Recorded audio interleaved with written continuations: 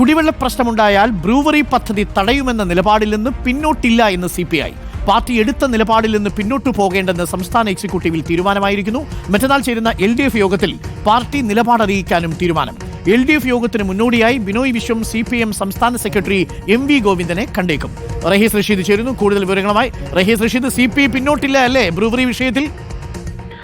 CPI തുടക്കത്തിലെടുത്ത നിലപാടുമായി മുന്നോട്ട് പോകാനാണ്. ഏതാണ്ട് ഒരു ദിവസം രാവിലെ 10 മണിക്ക് തുടങ്ങിയ യോഗം കുറച്ചു സമയം മുമ്പാണ് അവസാനിച്ചത്. അത്ര ദീർഘമായ ഒരു CPIയുടെ സംസ്ഥാന എക്സിക്യൂട്ടീവ് യോഗമായിരുന്നു നടന്നിരുന്നത്. അതിൽ പ്രധാനമായും ചർച്ച ചെയ്തത് ബ്രൂവറി വിഷയമാണ്.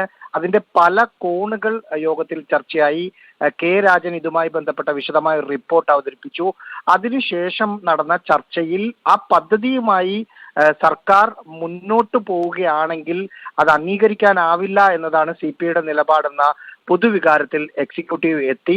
ഇനി CPIയുടെ എതിർപ്പ് മറികടന്ന് പദ്ധതിയുമായി സർക്കാർ മുന്നോട്ട് പോവുകയും അവിടെ കുടിവെള്ള പ്രശ്നം ഉണ്ടാവുകയും ചെയ്താൽ പദ്ധതി തടയേണ്ടി വരും എന്ന ഒരു തീരുമാനം കൂടി എക്സിക്യൂട്ടീവ് എടുത്തു.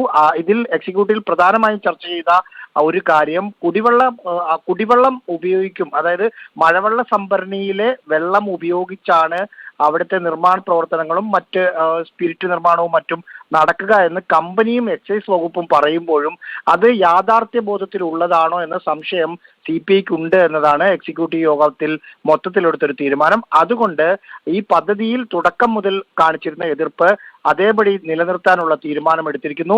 LDF യോഗത്തിന് മുന്നോടിയായി CPM സംസ്ഥാന സെക്രട്ടറി MV ഗോവിന്ദൻ മാഷിനെ ബിനോയ് വിശ്വം കാണുകയും ചെയ്യും. ഇന്നത്തെ എക്സിക്യൂട്ടീവിന്റെ തീരുമാനം മറ്റന്നാൾ MN സ്മാരകത്തിൽ വെച്ച് തന്നെ നടക്കുന്ന LDF യോഗത്തിൽ അവതരിപ്പിക്കാൻ പാർട്ടി സെക്രട്ടറിയെ റഹീസ് റഷീദ്. അങ്ങനെ CPI നിലപാടിൽ നിന്ന് പിന്നോട്ടില്ല.